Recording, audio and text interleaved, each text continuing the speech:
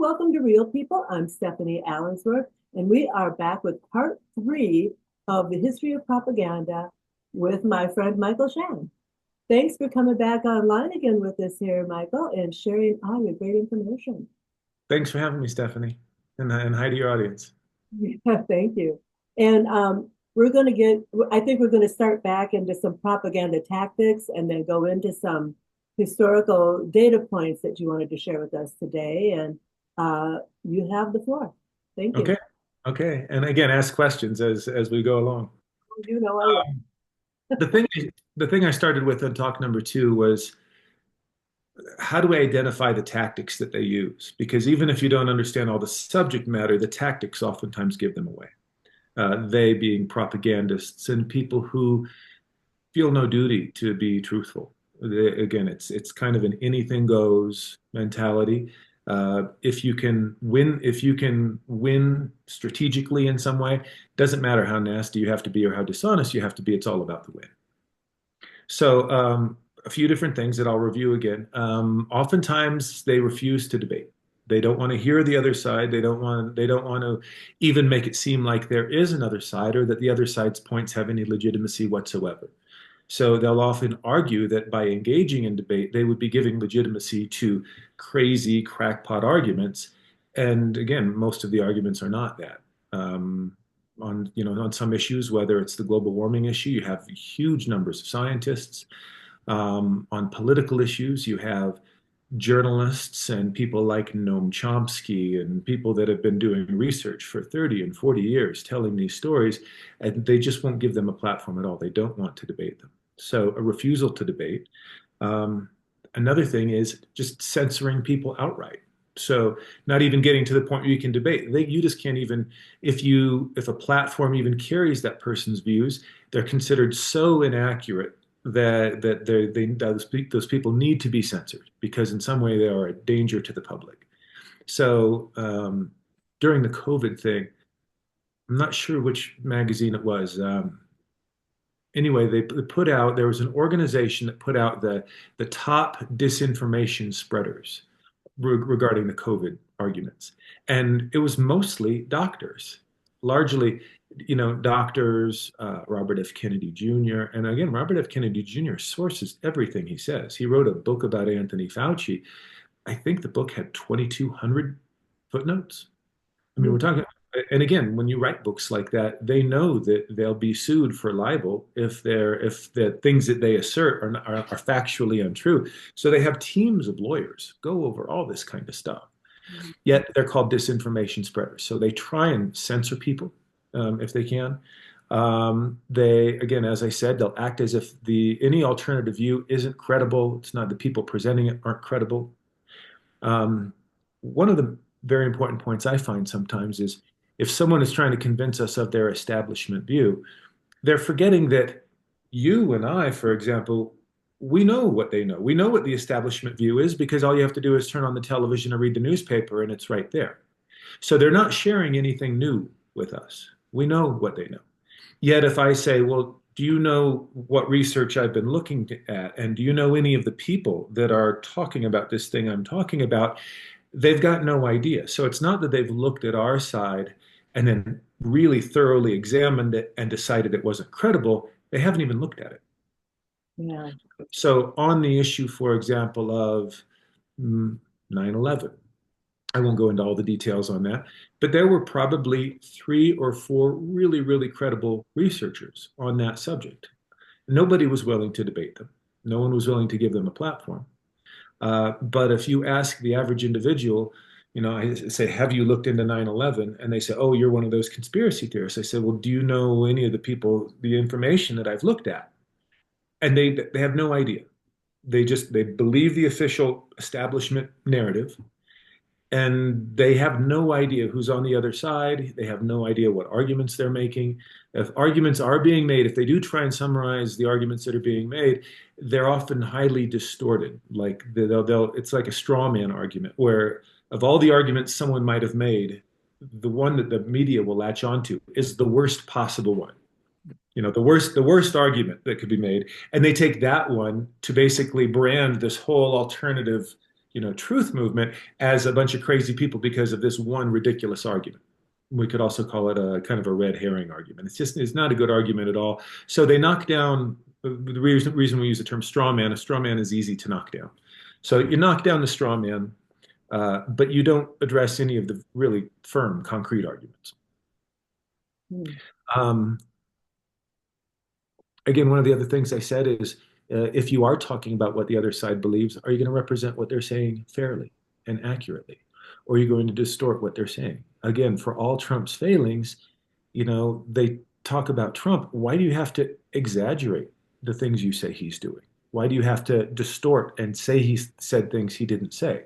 If he's already bad enough, just based on who he is, why can't we just state that part? Why do we have to change things and distort things and make it even larger yet? So the use of hyperbole and misrepresentation is also a giveaway. As I said, most of the honest researchers I know and the good journalists, they're very careful with the arguments they're making. They're trying to be precise. They're trying to be careful with their words, um, and they're not exaggerating. And they're not exaggerating the other side's position either. Um, Okay, I think that's it. Those are some good guidelines for listening to arguments on both sides. Why don't we go through some historical events? I'll touch on each one briefly. Now, any one of these, there are many books on the subject, but and again, you interject, Stephanie, if there are things here that are of particular interest to you. Okay. Yeah, and I'm just going to throw out there that I do have RFK Jr.'s book on Fauci. Yeah, I Yeah, got, it's called The Real Anthony Fauci. yeah, And boy. I think it's a 500-page book and 2,200 footnotes. The media just won't touch it.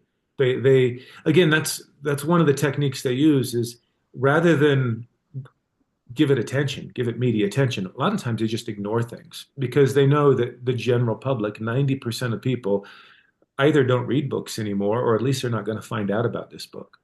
Yeah, And so even when someone finds out the truth, even when 5 or 10% of us find out the truth, they continue on repeating the same lies because they don't care about the 5 or 10% of us who know the truth. They're not even ashamed about lying in front of us, the 5 or 10% who know they're lying. yeah, They just know that they have the other 90% still captured, and that's all they care about. yeah. So again, that's the interesting thing is as long as they can win, they don't have regard for the truth. But it's not really because eventually, I call it like shaking a cat box. All the turds eventually come to the top. So, sorry, that's No, that's good. That's good. I hadn't heard that one before. cool. Well, I have a cat. Okay, anyway, we're going to go through our historical points, starting with World War II, I think. Actually, I was going to go back a little further. So, Bolshevik Revolution. Oh, the Bolsheviks. Okay, yes. Okay. Bolshevik Revolution is relevant because so much of the tactics that were used then we see now. Politically correct speech, not being able to name certain ethnic groups or refer to certain ethnic groups because it would be considered racist or something. And again, it's for a lot of us, this was, or for even at that time, it's called pattern recognition. If you see that most of the people who are running this coup, for example, are of a particular ethnicity, I think you should talk about it and say, what's going on here? What's this common theme? Why is it that all these people have a particular ethnicity? Well, it was outlawed to even reference any of that. Yeah. So the Bolshevik Revolution, most people don't realize that it was not ethnic Russians that committed that brought about the Bolshevik Revolution. It was outsiders, an international group. The Jewish community was very, very involved. Most people don't realize that. But for example, Leon Trotsky was training in the Lower East Side of New York. He was very close with and possibly even living with Jacob Schiff, a banker at one point. And when it came time in 1917, he and a bunch of the Jewish community who had a very revolutionary communist mindset, they had been trained in propaganda and different types of techniques. They were put on a boat and given $20 million and sent to Russia. And so most people don't realize that from 1917 through at least, say, 1925, 27, about 93% of the the entire, Bolshevik establishment, the hierarchy, the control structure. 93% of it was Jewish. Most of them were not actually national. They were not born Russians. They were coming from other countries, and they were revolutionaries from other countries because, again, communism had been, you know, in the works for at least 20 years at that point. And so this was their grand opportunity to put forth their communist program. Regarding the tactics that were used, it was brutal. It was horrific. The things that were done. And again, you've seen some of these documentaries. One of the documentaries that you brought to my attention was called Europa. It was episode one in Europa. However bad a person might imagine that it was, it's about 10 times worse than that. Maybe, and again, that's for me who already knew how bad it was, and I still think it was 10 times worse than that. So for the average individual, beyond your imagination. Yeah, Um, we should, like a lot of times I tell people, I wouldn't even describe the things that were done because you wouldn't be able to get the images out of your mind. right, right. Those are the things that keep you up at night, right? Yeah. Yeah. And the reason that it's worth mentioning is to this day, most people know almost nothing about the Bolshevik Revolution, the gulags, what was done to the Russian people, how many Russians died from 1917 through, say, 1947. By most accounts, it's 60 million plus. Mhm. Now, the war contributed to probably 20 million of that, but 30 to 40 million the Russians did, or at least the Bolsheviks did to their own people. Right. It was horrific. And we have survivor accounts. The testimony we have and what we know about is accurate. And during that whole time, the U.S. was giving Stalin after Lenin died and Stalin took power. They were giving Stalin cover. So in the 1930s, they were referring to him as Uncle Joe. Mhm. Kind of like now the jihadi in Syria, Al Jilani, Abu Muhammad Al Jilani. Right. They've tried to rebrand him. So instead of a jihadi with a beard and wearing the standard jihadi clothes, they put him in a suit and tie. They cleaned him up. Yes, he was a head chopper before. He was chopping off heads, and he was a leader of HTS and a faction. He was actually in Al Qaeda at one point as well. He was one who chopped off heads, and he ordered the chopping off of heads. But now the U.S. has branded him as a kinder, gentler head chopper offer. Again, that's what they do. They can make the guy who's kind of reasonable seem like the ultimate villain.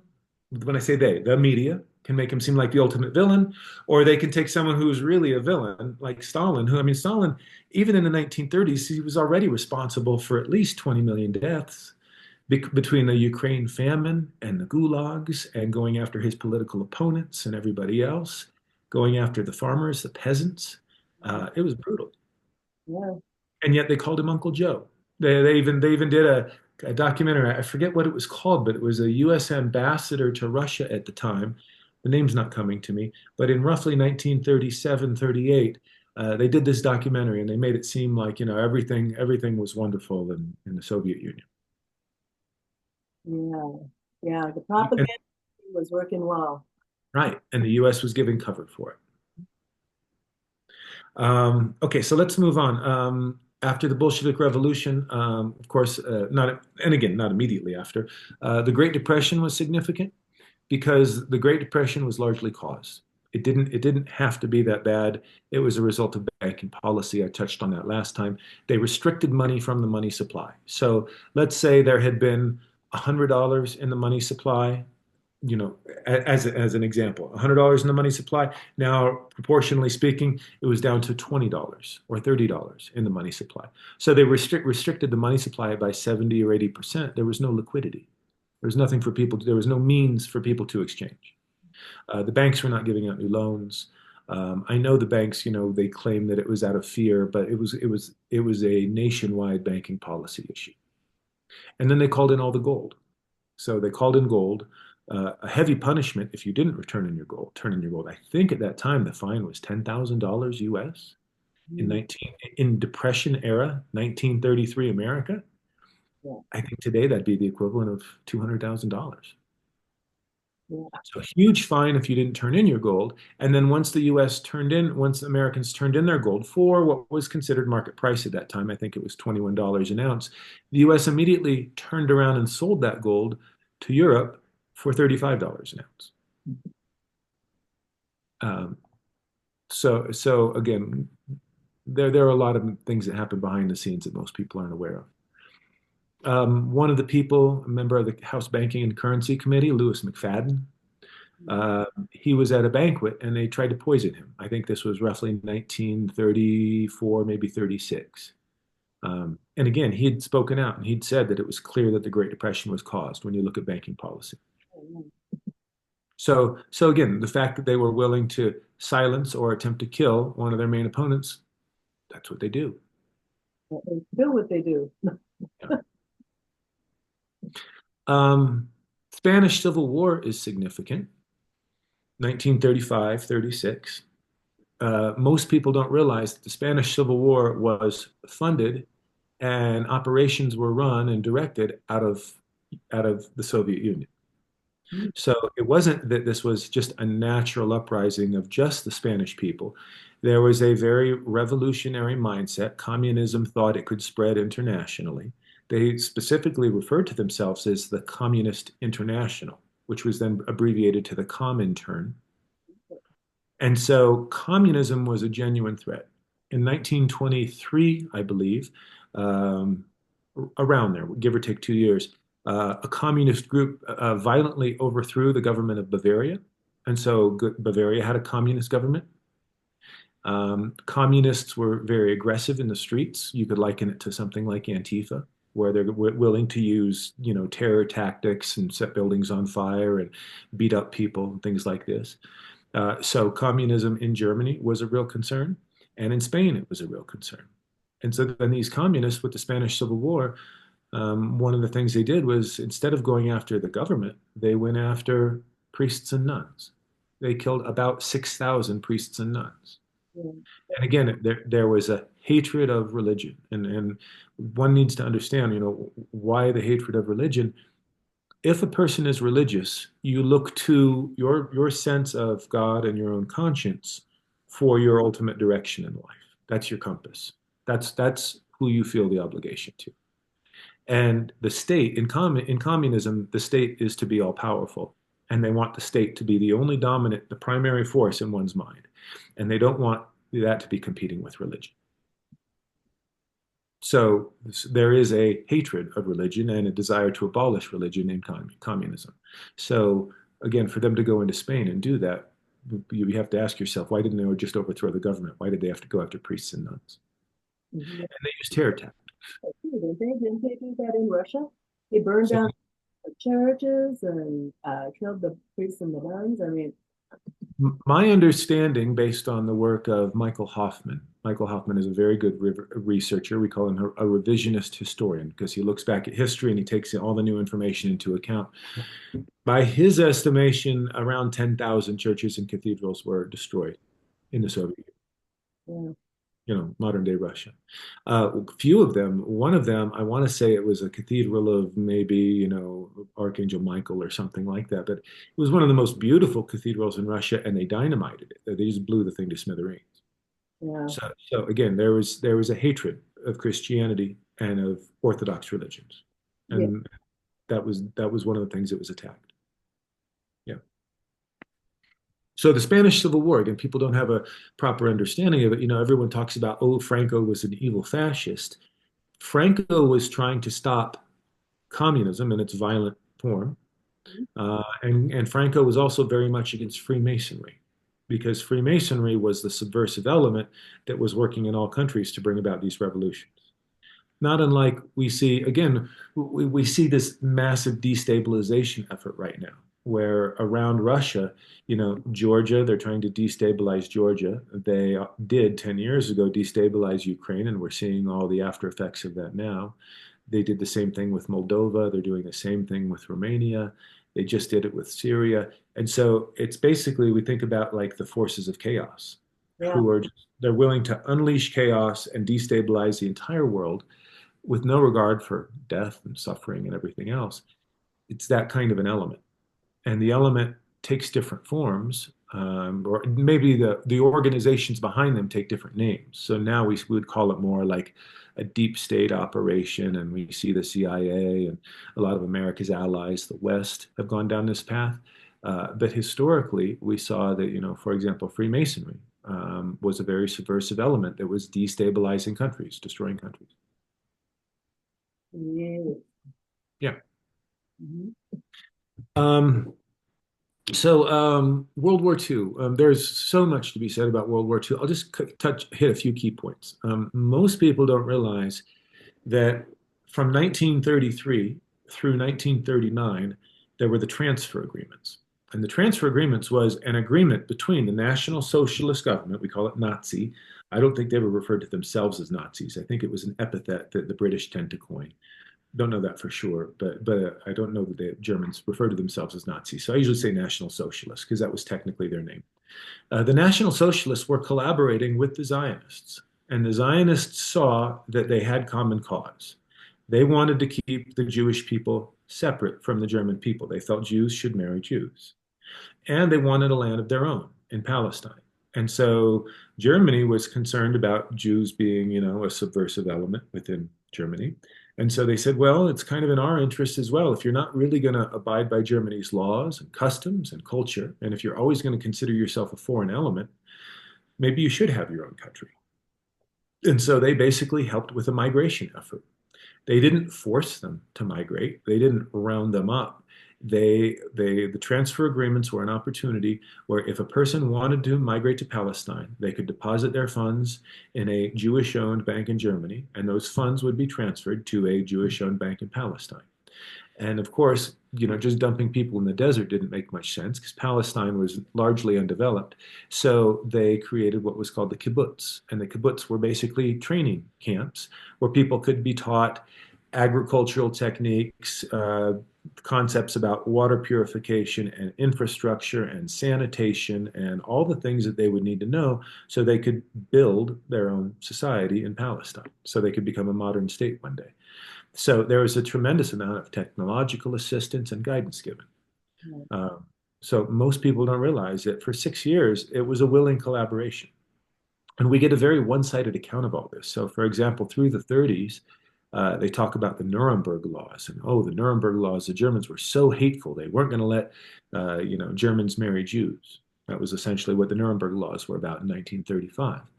Well, there was a World Zionist Congress held in 1935. I believe it was in Prague that year, and all the Zionists and Jews in attendance, they were discussing this, and they were discussing the Nuremberg laws, and they said, is this, is this something that we're against? Do we consider this a form of persecution?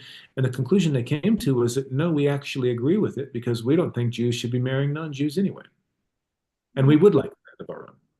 So the Jewish community let the Germans take the heat and let the Germans get called racist. But the Jews never really opposed because by and large they were in agreement. They thought they were a different people and that they should retain that. Yeah. Well, So again, so many of these things that are, considered examples of how evil or vindictive the Germans were. Well, there were discussions between the Germans and the Zionists, and they said, no, we think this is reasonable and this is in both of our interests. yeah, yeah. And definitely one of the things that you don't hear about in everyday, textbooks, school, anything. Right. And again, there's a book called The Transfer Agreement. Now, the author has some biases of his own, so I don't necessarily subscribe to all the conclusions, um, but that's a significant one. There's another very significant book called 51 Documents by an author named Lenny Brenner, Brenner. Um, Lenny? and so 51 Documents is actual physical documents that we have copies of that showed collaboration between the Zionists and the National Socialists. Hmm. There was even a commemorative coin, not a coin that we would use to spend, a commemorative coin, uh, basically symbolizing the relationship between the two. And on the coin, you had the Nazi swastika on one side, and then on the flip side of the coin, they had the Star of David. Hmm. It was, Wow. and what was happening was there was an SS member, I forget his name, he was traveling to Palestine through the 30s, and he was reporting back to a newspaper called Der Angriff, Angriff, Angriff. And that newspaper did a roughly an 8 week series. Once a week, there'd be a report from this SS officer in Palestine talking about how the project was going. So it wasn't like get rid of these people, we want nothing to do with them. It was okay, these people want another start, let's support them, let's see how this works. We're even going to go and oversee it and just see how's it going. Can we report back? Can we let the Germans know that it's going working out well for everybody? And can we let the Jewish community in Germany know that it's working out well? I have a question. Were there existing Jewish people in that region at the time? And did they oppose having the Zionists moving in? Yeah, yeah.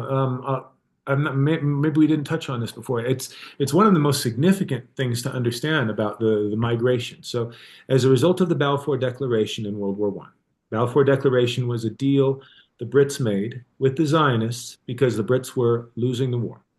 And the Zionists basically said, you don't have to lose this war to Germany. If you give us something that we want, we'll make sure that America comes in on your side and helps you win the war. And the Brits said, how are you going to do that? The Americans have a large German population. They're not going to be anti-German. And the Zionists said, leave that to us. We'll worry about it. Will you give us what we want? And they wanted a land of their own in Palestine. So Lord Balfour wrote a declaration, and it starts, Dear Lord Rothschild, you as the representative of the Jewish community, I want to make a gesture to you that will give you a land for the Jewish people in Palestine. And in the Balfour Declaration, it said they could not interfere or violate the rights of the existing population in that region. So out of that document, then, uh, America did end up being brought into the war. America did fight on Britain's side, and they did beat Germany. And finally, at the Treaty of Versailles, they're working out the details, and the Balfour Declaration had come to light, became public at that point, and people realized what had happened, that a deal had been made. And so from 1919 on, Britain acted as a protector, or called it was basically a protectorate, and it was basically the Palestine Mandate, where they were going to oversee this land where Jews from around the world could migrate to that area. Now, the interesting thing is that the primary opponent to that, aside from, Palestinian, Arab population, the primary opponent was actually the Orthodox Jewish population already in Palestine. Right. They were called the Haredi, Haredi. They still exist today in modern day Israel.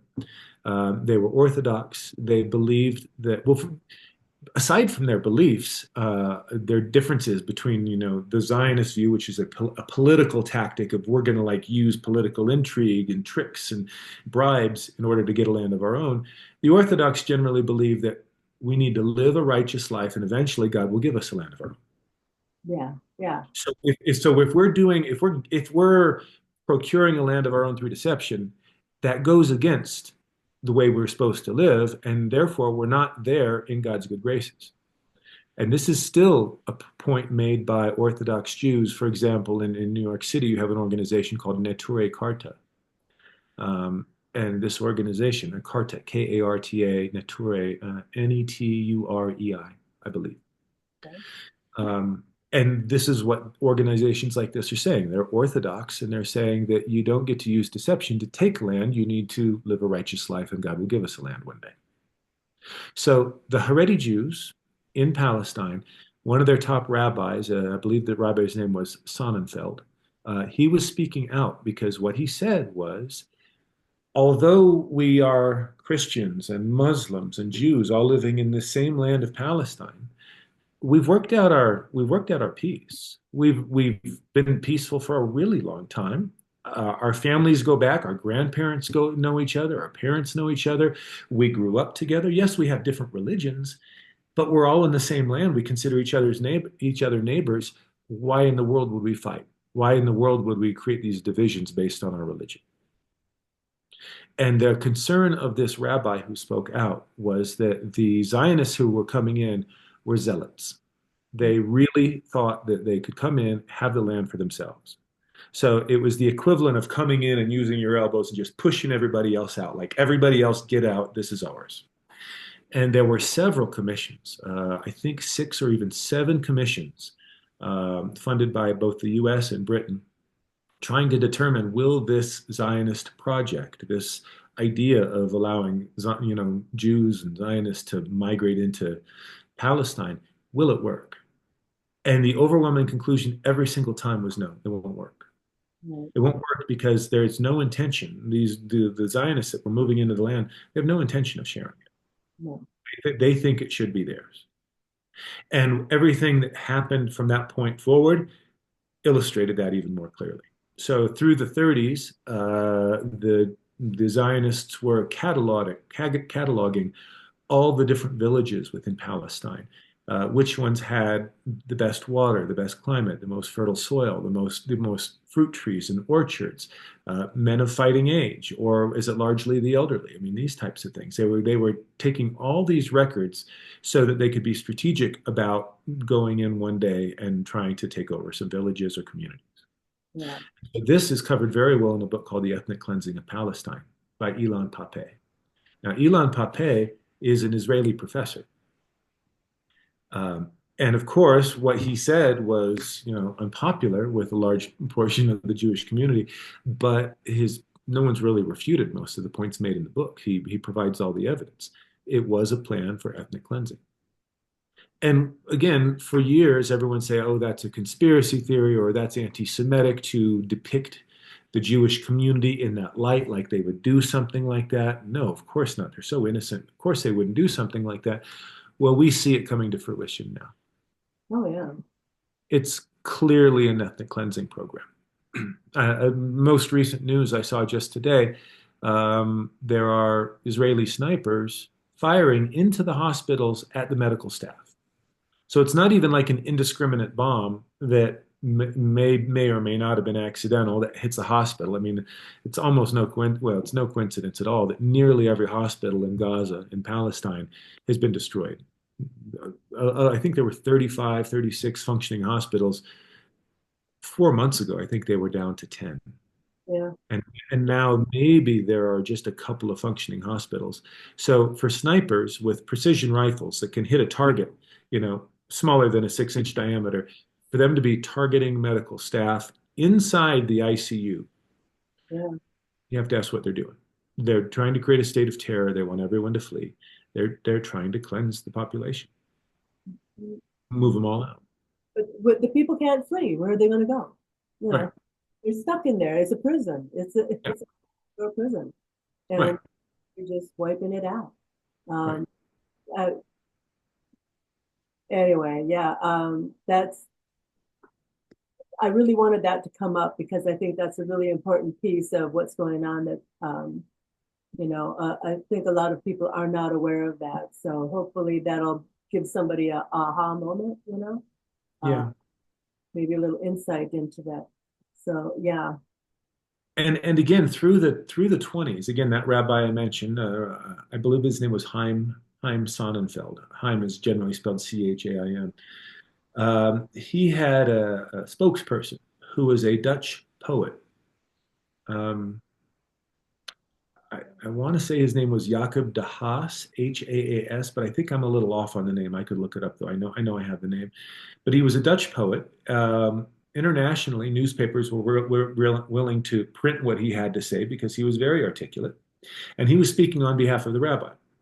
Well, yes, it's significant what the rabbi was saying, but being the right person to be able to convey a message to the world community is more of a threat to the Zionists. So the Dutch poet was assassinated in roughly 1925.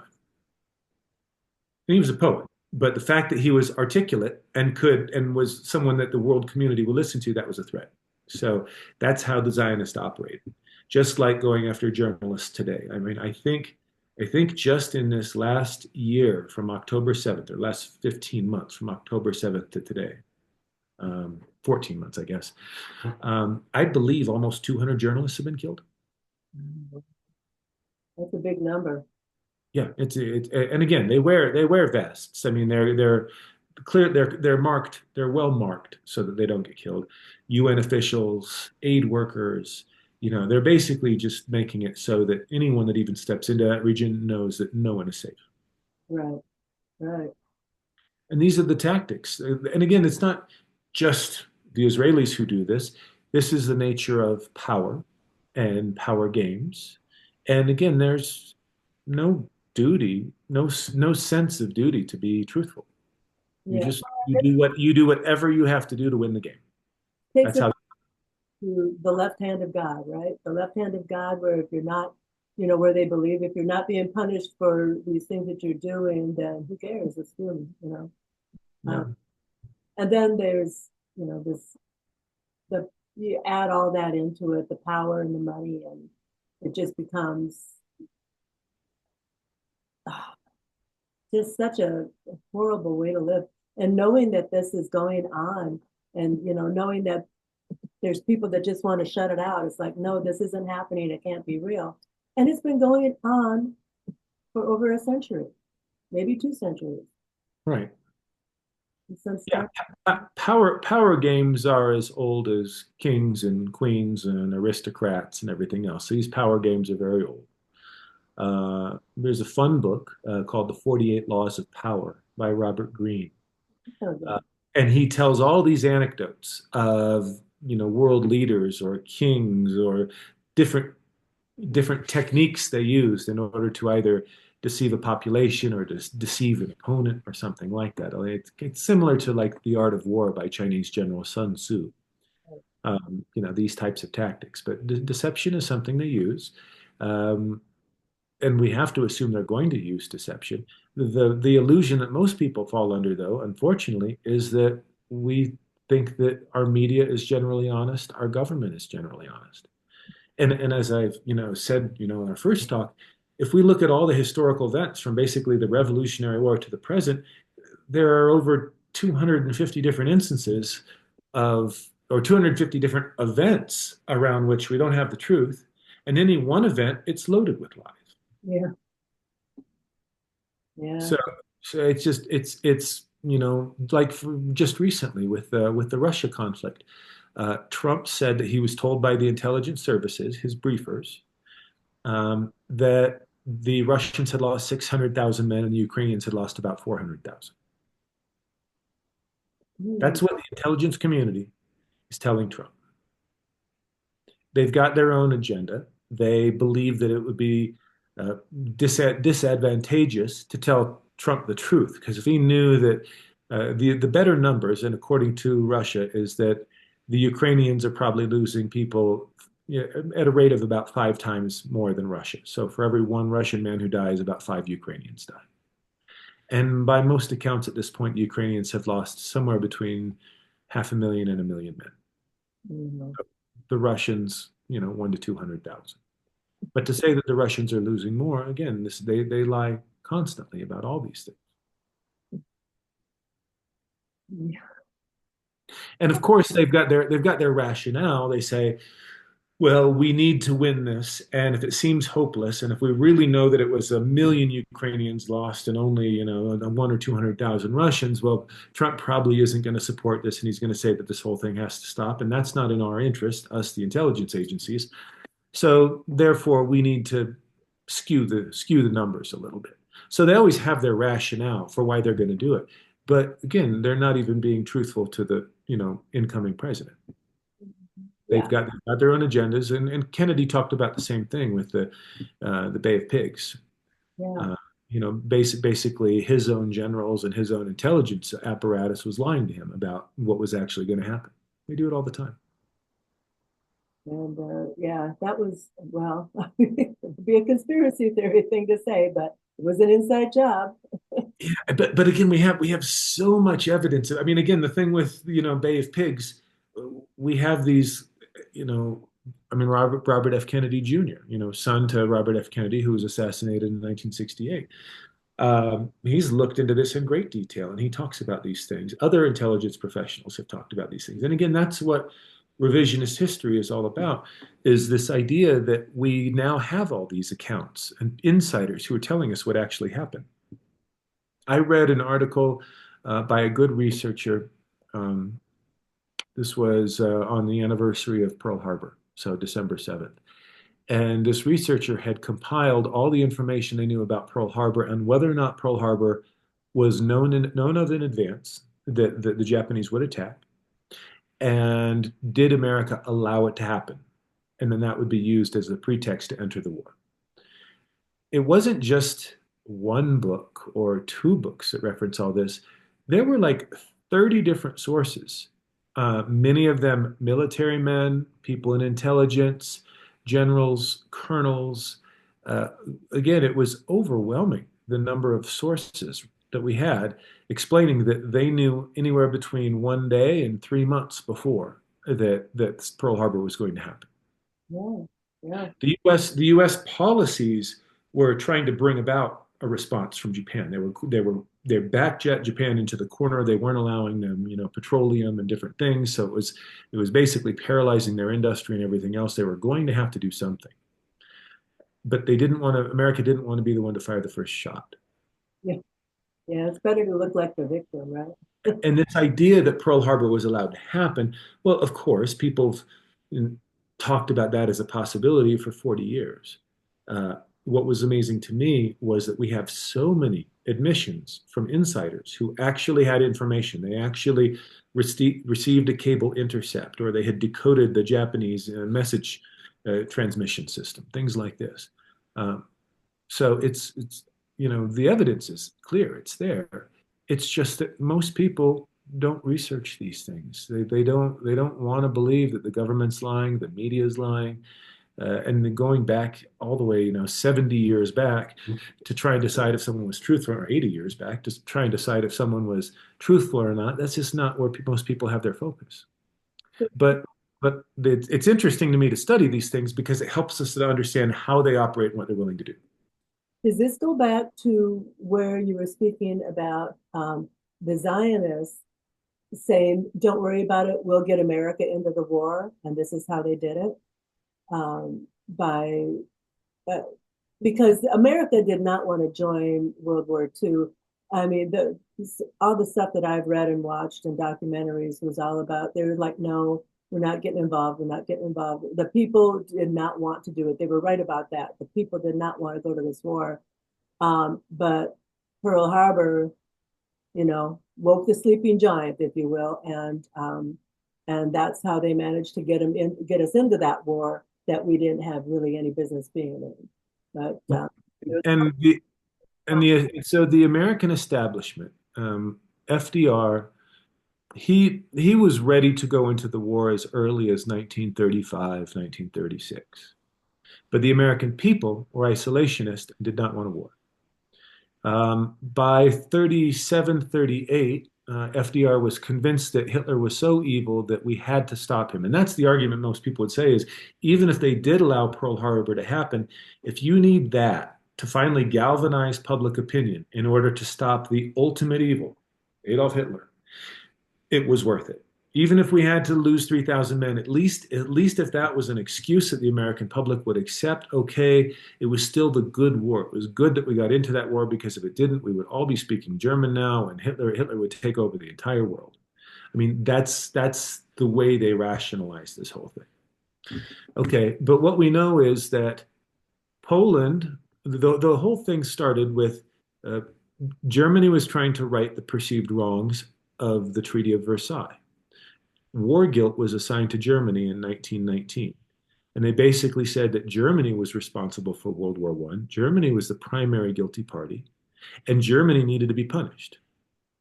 Now, technically, Germany didn't start World War I, and it was actually the German royalty who wrote letters to the Russians and to the French saying, why are we heading towards a war? This doesn't make any sense.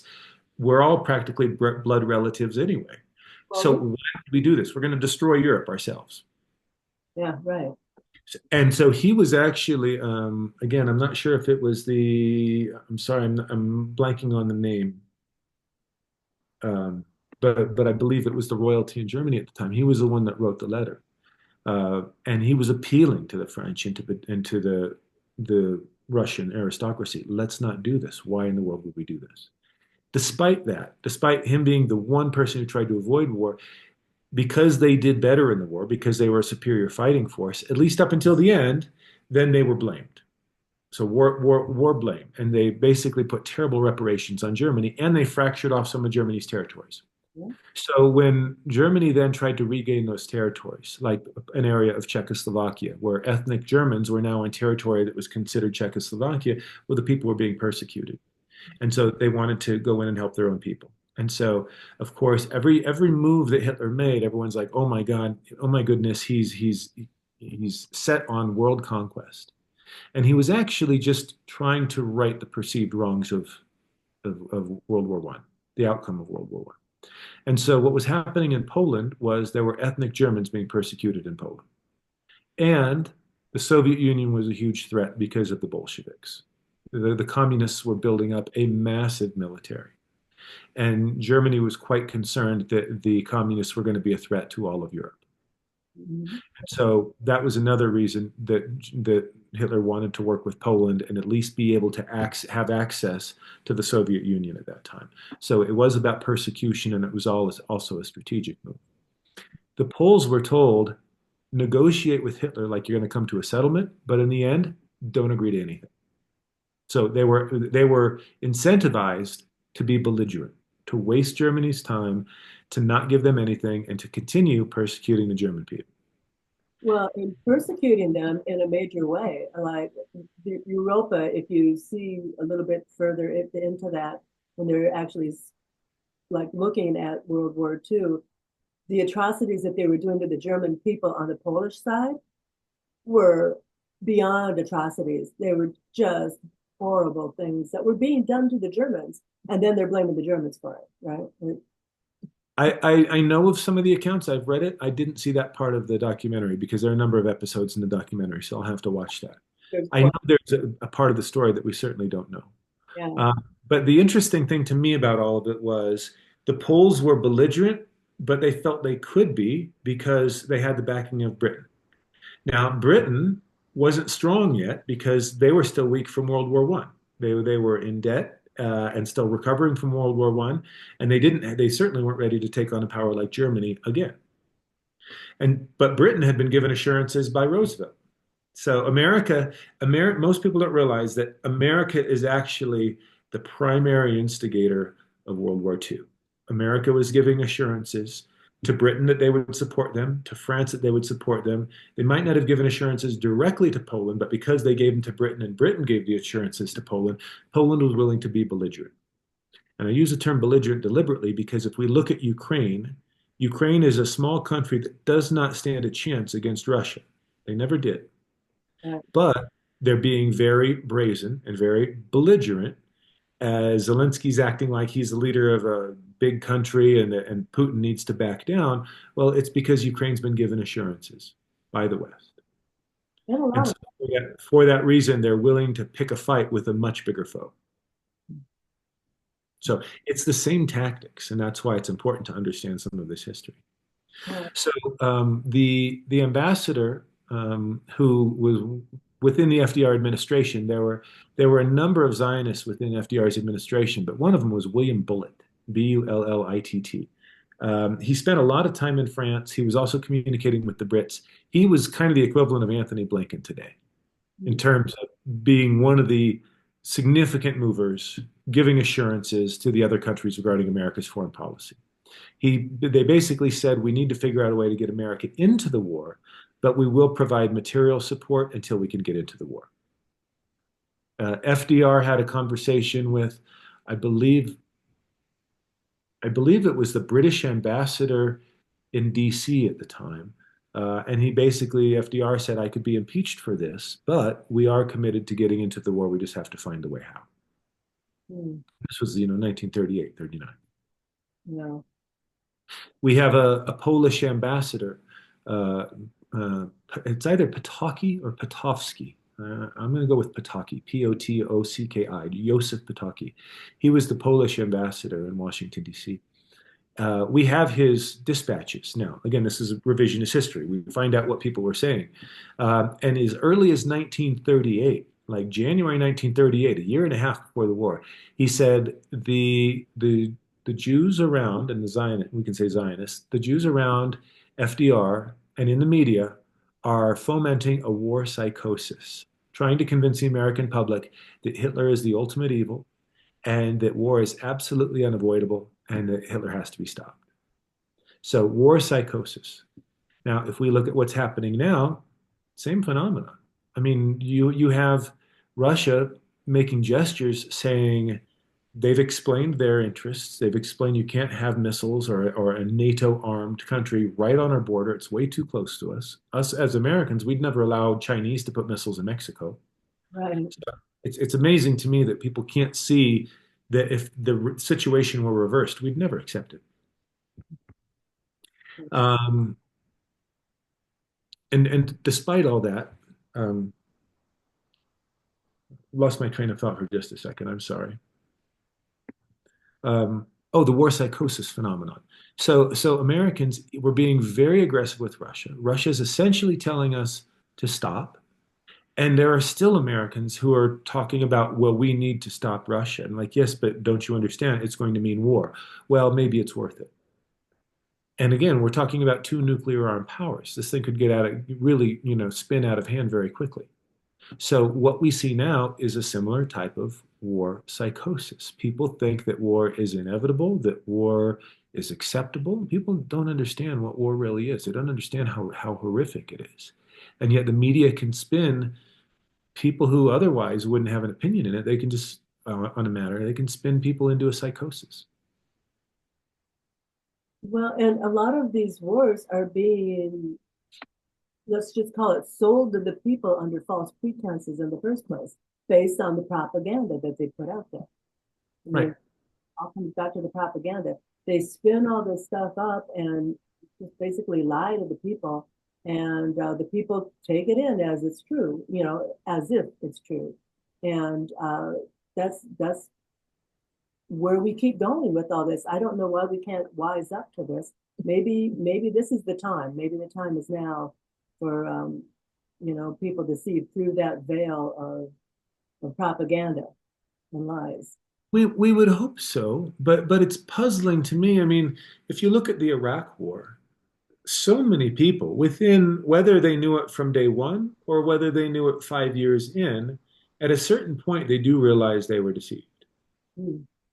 Americans who just said we should not have engaged in the Iraq War. No good came out of the Iraq War. We were lied to. There were no weapons of mass destruction.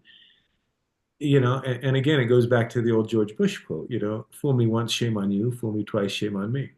He didn't get it quite that well. He butchered it because he's George Bush. Right. But Mm.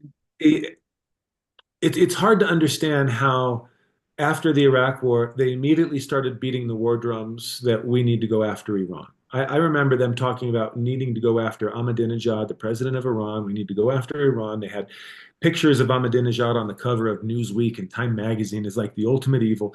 This was like 2005, 2006.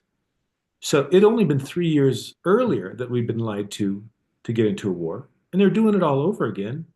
And again, people accept it. And when you just keep hammering away with messaging, and you've got no shame about whether or not your messaging is honest or not, Oh, you're just willing to do it again and again and again. Most people relent at some point. I think it's like the unstoppable force, water against a rock. It just keeps on going and wearing away at the rock, and at some point that rock cracks. And I think with people, the general public, I think at some point they just give in and they buy these ridiculous narratives, even though they should have known better. After Iraq, 3 years later, they're doing it all over again. yeah. And now they're doing it, with you. They did it with Gaddafi in Libya. They did it with, Syria, 2011. Yeah. I mean, they've been doing it over and same playbook over and over and over, country after country after country. And um, Yeah, the, the thing about Ukraine is the massive amount of money going over. I remember, I think it was Iraq, when Iraq first started, wasn't there like a pallet of American dollars, like $3 billion in cash that arrived in Iraq and then just disappeared? It's like nobody knows what happened to that money. We have a hard time keeping track of money around here because, nobody has to keep a budget but us. Right. Well, they figured out you can bribe pretty much anybody.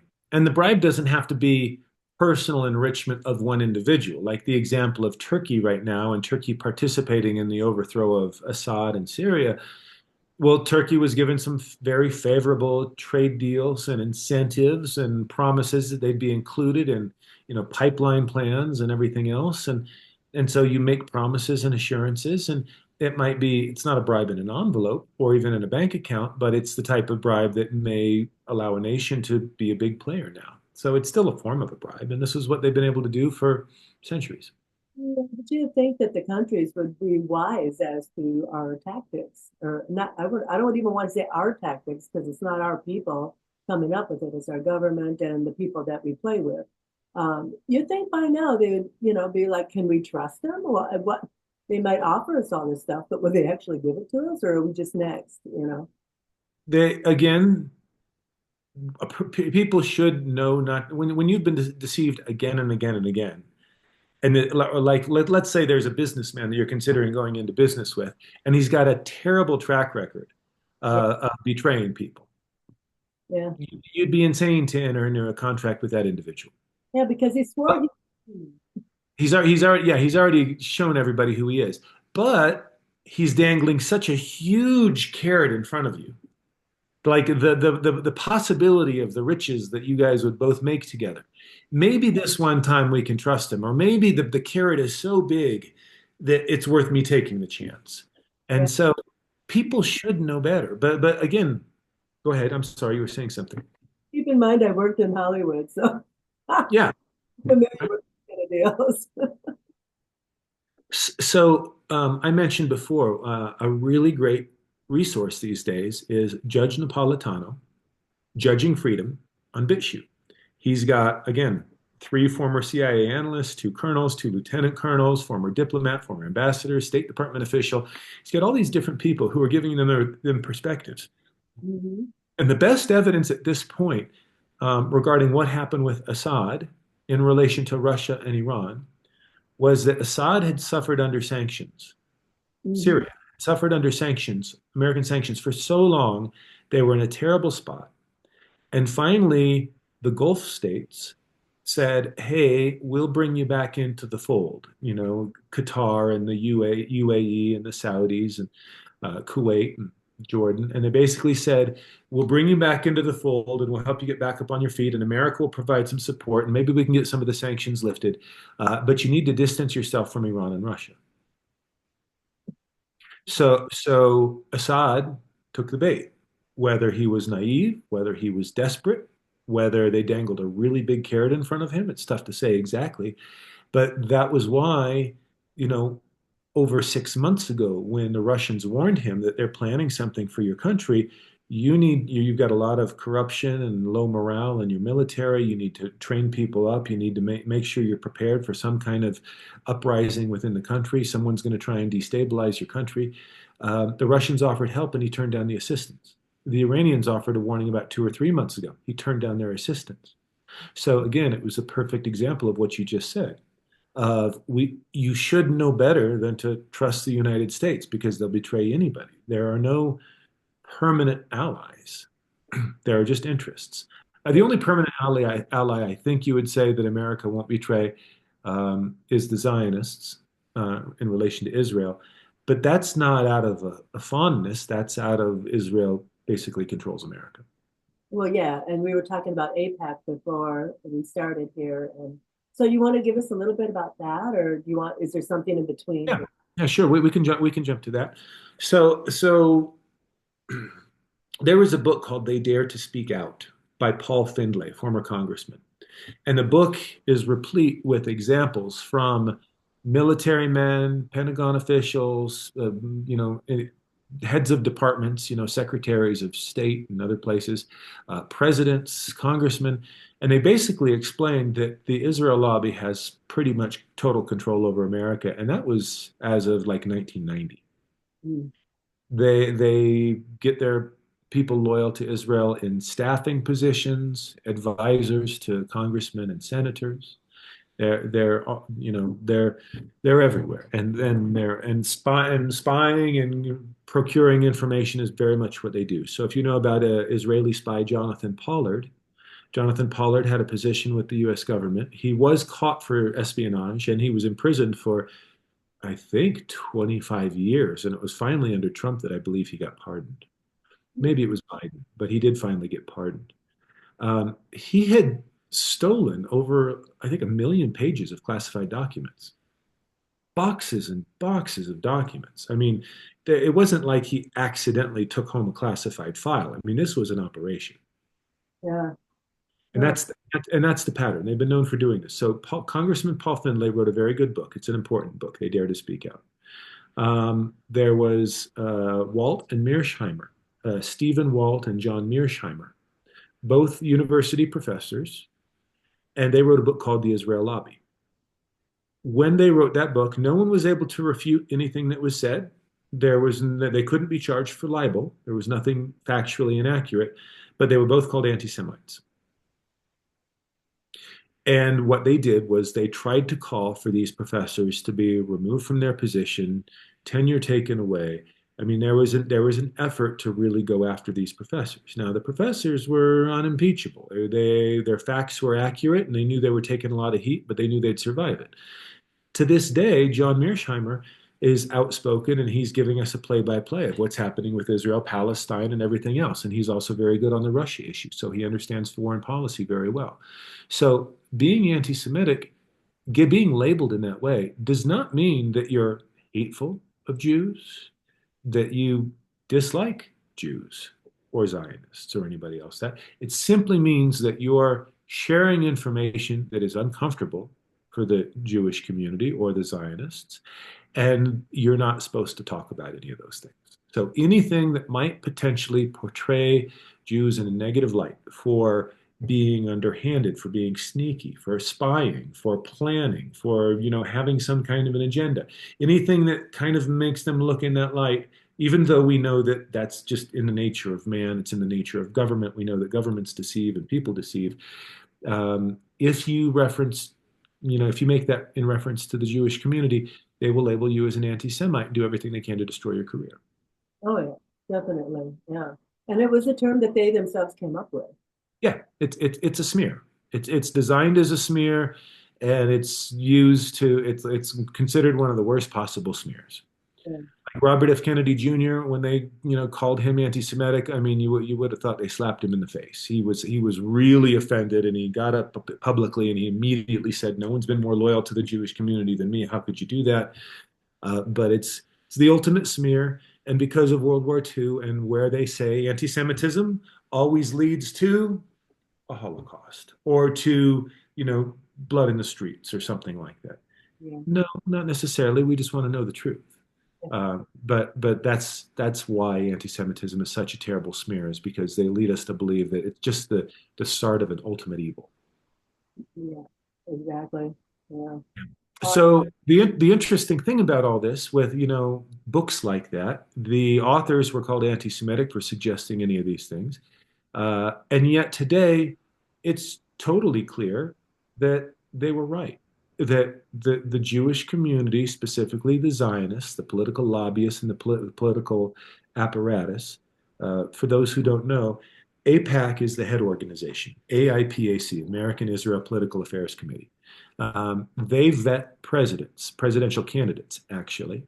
And if a presidential candidate does not pass AIPAC's test, they won't make it as president, because the Jewish community is one of the best at bundling votes and fundraising and raising massive amounts of money for someone who's in line with their interests. Right. So often, a presidential race will often come down to who's going to be a better friend to Israel. Because if you can get that, it's not that there are that many Jewish votes, but politically, in terms of fundraising and then raising all that money so then you can pay for the ads and everything else, no one surpasses the Zionists and the Jewish community in terms of lobbying and organization. Yeah. Yeah. So AIPAC itself is the head organization, and then within that circle, within that orbit, are about 200 other nonprofits and other organizations loyal to the Israeli cause. So, for example, the ADL, Anti-Defamation League. the JDL, the Jewish Defense League. I mean, there's so many of these organizations, and they all work together in one way or another. Yeah. Yeah. So that apparatus, we see now that those books, which supposedly, Walt and Mearsheimer were one guilty of, in their book, The Israel Lobby, one guilty of saying the thing that's not supposed to be said, and two, suggesting that Israelis have anything other than American interests in mind. We're not just loyal to Israel, of course. We think American interests and Israeli interests are in line with each other. So there's no problem with that. So for you to suggest that we have our own subversive, agenda, well, you're out of bounds. You can't say those things. Well, we have all the evidence of it. I mean, here we are 14 months into a genocide, and America has no moral or ethical standing in the world anymore at all. Most of the other countries see that despite all our talk of human rights and protecting the underdog and protecting nations and everything else, that's all a bunch of talk. I mean, it's clear when people watch a genocide in real time for 14 months, America has lost its standing. I mean, yes, it's still a military power and a financial power, but in terms of a moral power that can kind of tell other countries what they should or should not be doing, it's laughable at this point. Are we really a financial power now, or is that power coming from somewhere else? The financial power. I would say it's still it's not an economic, it's not an industrial power, but it's a financial power because the amount of money we can move around and because we still have the printing press. So if you can print up the money, whatever you need, and loan it to other countries, you're still going to have the upper hand. Yeah. Hmm. Hmm. Shenanigans. Yeah. Well, let me bring it back to a few different things. I'll go quickly through a few things. So, World War II, most people don't realize that Hitler was asking for peace. We were talking about Poland and him going into Poland because of the persecution of the ethnic Germans in Poland at that time. Um, he wanted to make sure that the people were protected. And immediately afterwards, he didn't want to take a bunch of Polish land, and he didn't want to occupy Poland forever. He wanted to protect the ethnic Germans on Polish territory. Once he had seen to that, he was willing to give back the land and give peace terms. He basically said, "We don't need a full-on world war. Why in the world would we do this?" I think he made at least five, if not six, offers of peace from 1939 through roughly 1942. Yeah. One point, Churchill was asked, "Would you ever offer peace terms to Hitler?" And Churchill's response was, "Of course not. He would accept them in a minute." Right. Yeah. Yeah. And again, it was this belief that he's so evil that we can't even have a peace. The sacrificing, tens of millions of lives is better than allowing this individual to stay in power. Yeah. Again, the reason this is significant, because again, people would say that Hitler was the ultimate evil. Referring to someone as Hitler is like the greatest smear you can use today. But we're talking about 1939. 1939, you didn't have concentration camps. Auschwitz didn't even come into being until 1942. Yeah. So this is way at the start before you know the the persecution talked about in the history books and everywhere else before any of that officially started. And so to have peace terms in, you can't say for sure things would have happened in the same way that Hitler had to be moved to power. They Right.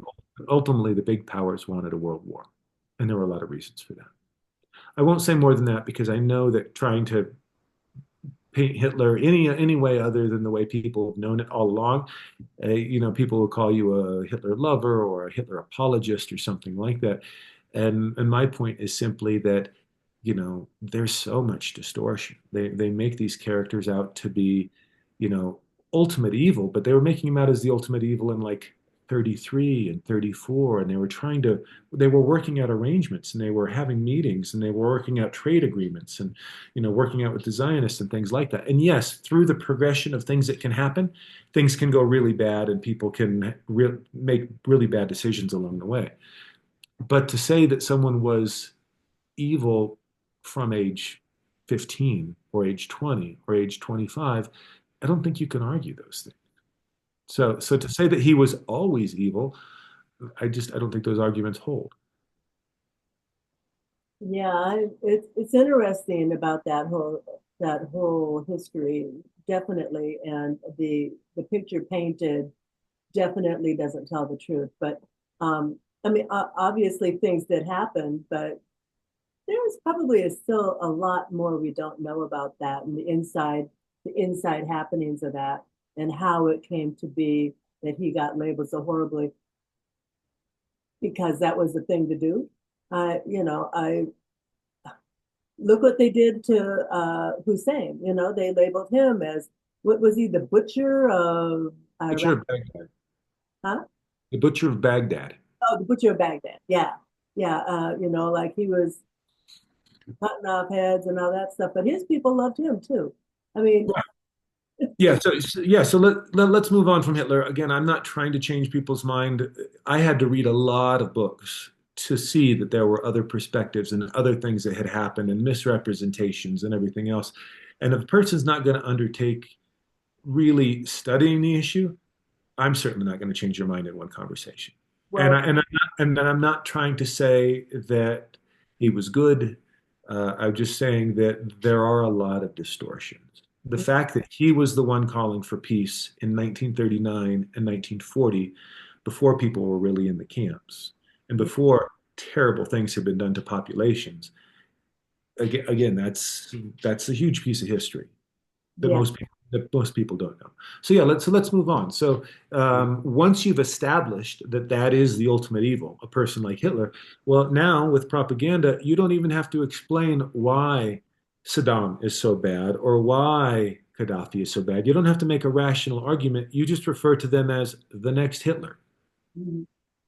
And people have such an image, such a concept of what that means and what that could mean for humanity, that's all they need to then fall into line. And yes, this is the next evil that we have to stop. So one of the things people don't know about Saddam is that there were no jihadis, or not, I wouldn't say there are no, but there was not a significant jihadi presence in Iraq. Saddam didn't allow that. He didn't want those types of individuals in the country disrupting and fomenting, problems.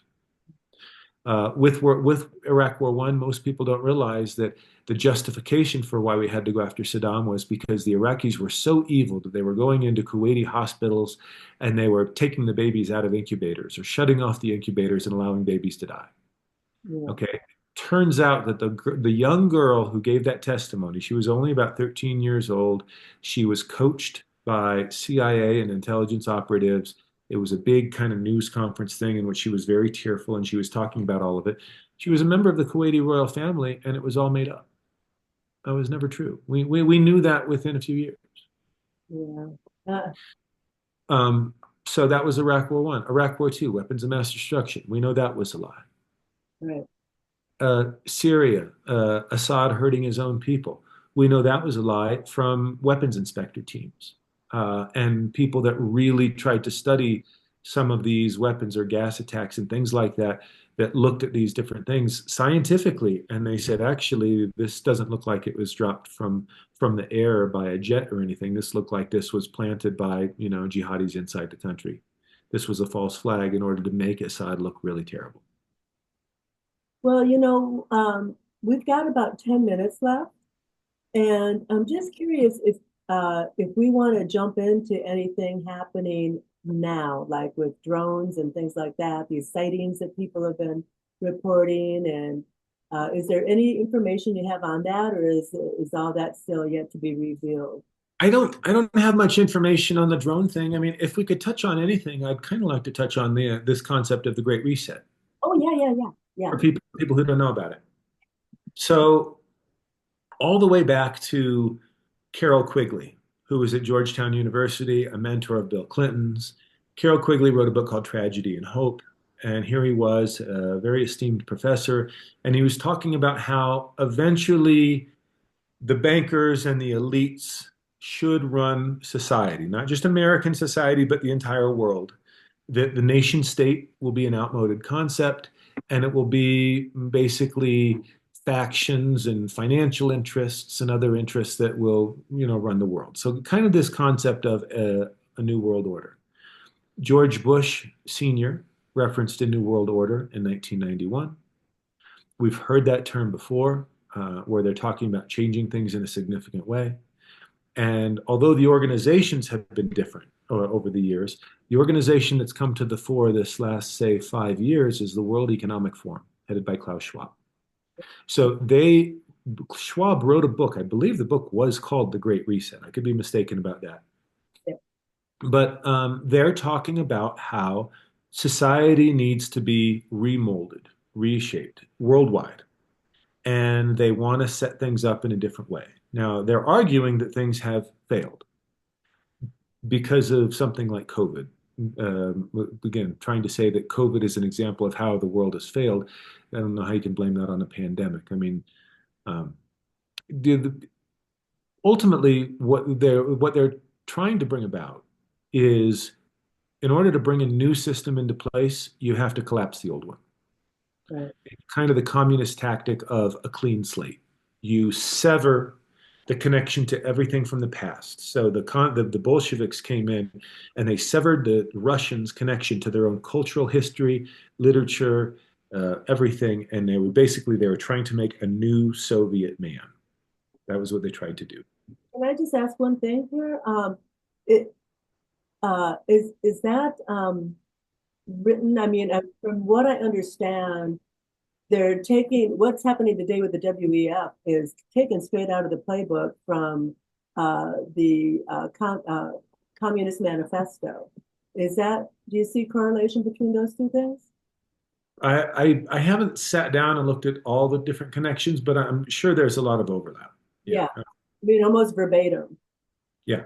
Yeah, so I mean, the World Economic Forum is talking about centralized control of everything, centralized control, deciding, how the financial system works, how you can spend your money. Even if you have money, you might not be allowed to spend it because they want to switch people over to a central bank digital currency system. It's called a CBDC. And so basically, you would have credits in an account, but if I had $100 bill, I can go anywhere and I can spend that $100 bill. They want to have a type of currency where you can spend it for one thing, but you cannot spend it for another. So they want to basically have certain things being disallowed expenditures. You're not allowed to spend it on ammunition, for example, or you're not allowed to spend it on some other type of thing that you're not supposed to have. So they really want total control over populations, over resources, the ability to hobble some countries, to weaken some countries so much that they can't even function unless they're in the good graces of this power structure. So this is the direction things are going. Total control of food, fuel, travel, whether or not you can travel.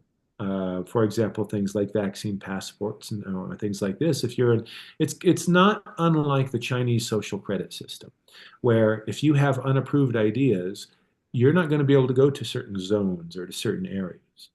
yeah. Now, I know this all sounds extreme, and people are going to think it's paranoia, but they've openly talked about these things in their own documents, in their own writings, in speeches, that they're going this way. And one of the things that Klaus Schwab said was that by the year 2030, you'll own nothing and you'll be happy. Okay, so how do we get there? And we have to think, how bad do things have to be? How bad do they have to get for a person to finally just accept, I've got a roof over my head. I don't own anything. I don't own my own land. I don't own my own house, but at least I'm okay. And you're going to be happy just for that reason. How bad do things have to get?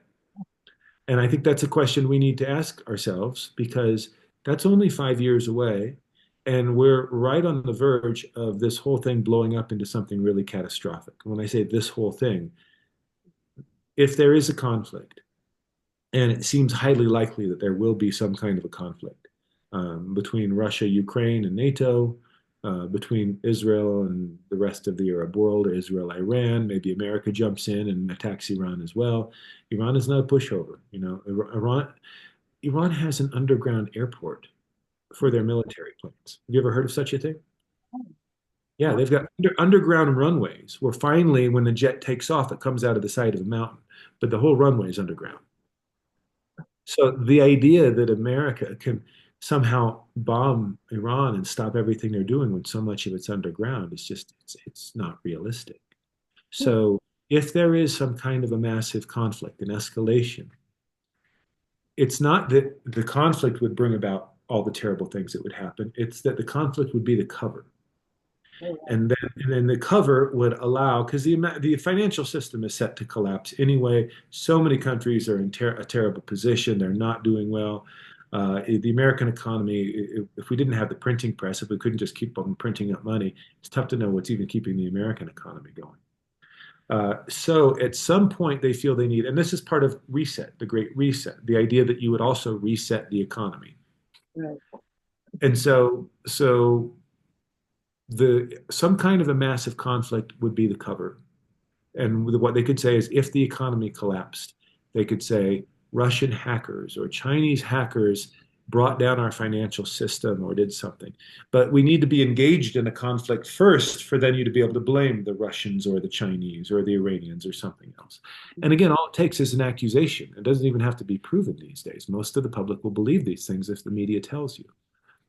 One of the plans that the World Economic Forum was called Cyber Polygon. Cyber Polygon is the idea that we lose either the electrical grid, the communications grid, or both.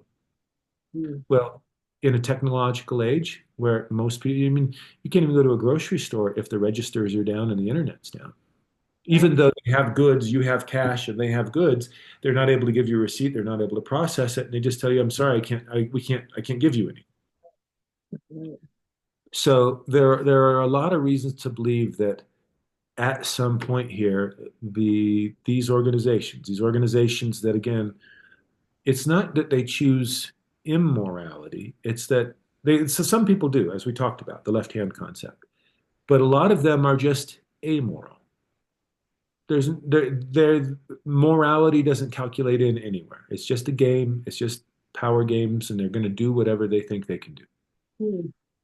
And again, it's scary for people to think about these things. But when we look at how they've, deliberately created shortages, and we've had so many like food processing plants. There were over 100 fires, arsons of food processing plants and everything. It looks like they're trying to make people more vulnerable, less able to handle the hardship.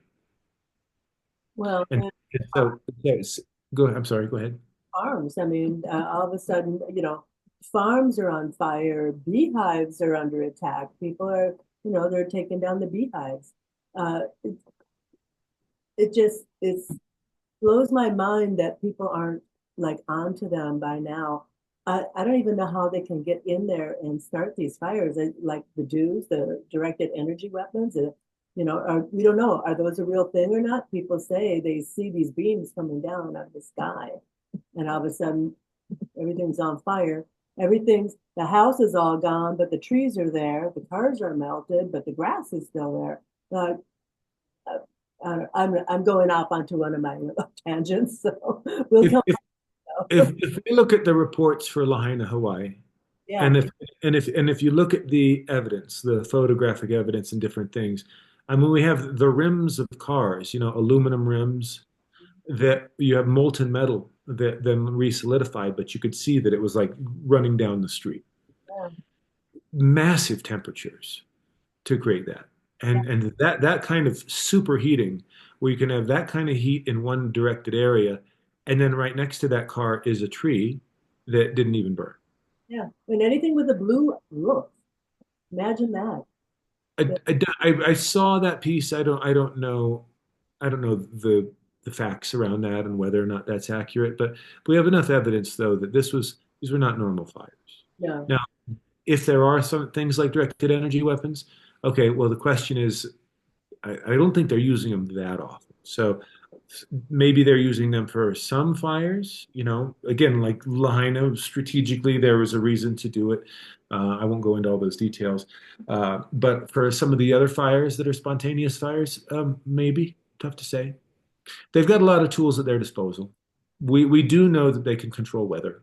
yeah, I These, know.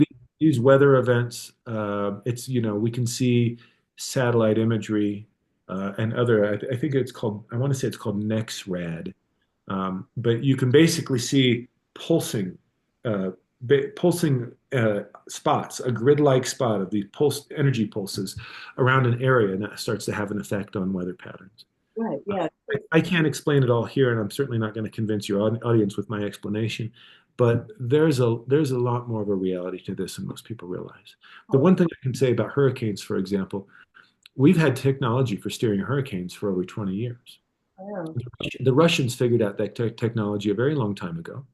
And the idea is just like you can put a ring in the nose of a bull, you don't have to be stronger than the bull. You just have to apply the right amount of pressure. You know, a person my size with a rope attached to the ring, you can lead that bull around because it causes so much pain in the nose. So again, you don't have to be stronger than the hurricane. You just have to know how to latch on and apply the pressure in the right way. And so electrically, they figured out how to connect to the electrical field at the center of a hurricane. And once they create that electrical link up, I believe it's an ionic type of electrical phenomenon. Once they've got that link up, you can then steer the hurricane.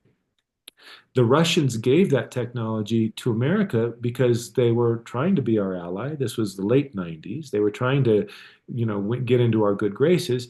And they said, we don't have hurricanes in Russia, but you have them in America. So why don't you use this so you can steer the hurricanes away from population centers? So we have record that they actually gave us the technology, Yeah. Yeah. And then we use, except it's now been used for diabolical purposes rather than saving population. yeah.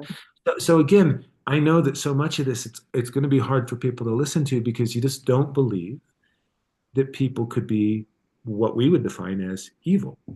Um, but these characters doing this stuff, they don't even think in terms of good or bad. They've got an agenda and they're just going to do whatever they can do.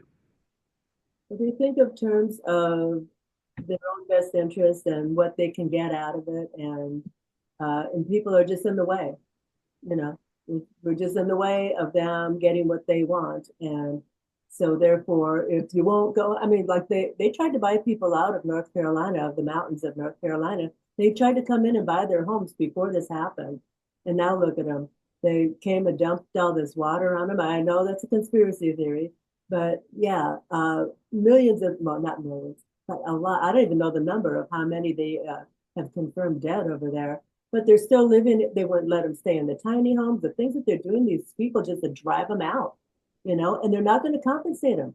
Give them $750 as a loan, and here we are giving trillions to Ukraine, and I don't know how much every year to Israel, like seven. 5 billion generally, sometimes higher. I mean, right now, the numbers might be somewhere between 5 and 8 billion. Yeah.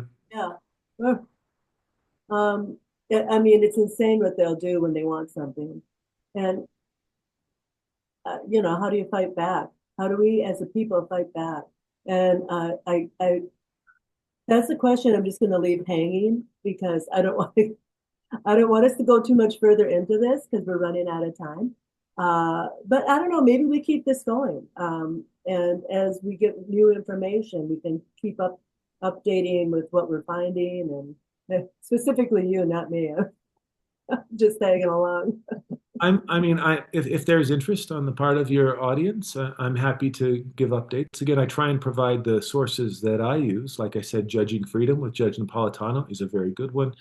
There's another good channel on BitChute. It's called Dialogue Works. The fellow's name is Nima Alkhorshid, Alkhorshid. Dialogue Works.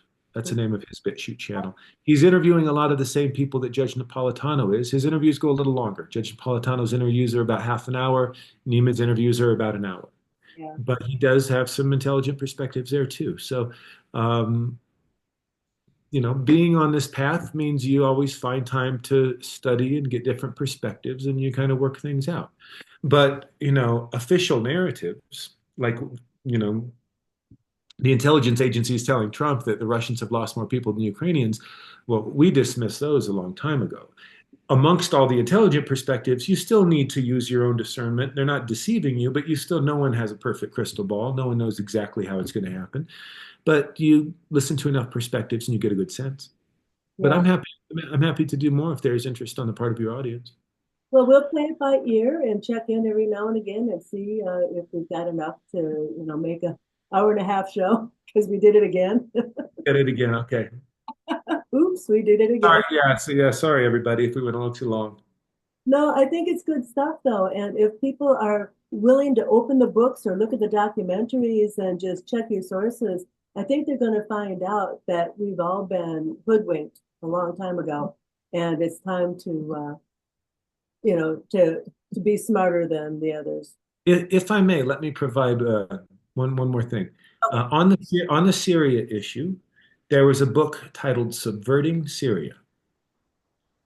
It's an easy read, maybe 120 pages, and you get a picture of this complex web of connections, CIA cutouts, front companies, NGOs, nonprofits, this whole Western apparatus, which was, at least in the case of Syria, was largely the US, UK, France, Israel, the Saudis to a degree. And when you read this, you realize that this all came out of like Rand Corporation think tank and other type of think tank organizations. And then you have your other people that organizations that start to put the pieces in place. And you see a very complex web of connections. And it shows you how this apparatus does this. How do they craft narratives and craft realities that the world public will believe? I don't know of a book that does a better job of giving you a picture of how that works and how many connections there are. And it's all actually quite a sophisticated operation. But Good. it's the operation of crafting false realities. Yeah. Yeah. And selling them for cheap to the public willing to suck it up. Right. Right. Well, I want to thank you again for all your time and all of your excellent, excellent research. And I really do want to keep these conversations going and keep the door open because as we get more revelations, and I'm sure they're going to be coming rather expediently. Right now, we're in kind of this disclosure timeline, if you will. I mean, it just seems that more and more and more and more keeps coming out, and more people are starting to do their own work, and we need to see that happen more and more. People need to do their own research. They need to follow the rabbit hole, go down the rabbit hole and do the work because even watching a single documentary can really open up your eyes and make you sit back and say, what have we been taught in school? Nothing, nothing. It's all lies. So thank you, Michael. Look forward to checking in with you again. And with that, I'm going to sign us out and say, we'll see you again next time. Thank you. Where is my recording? There it is.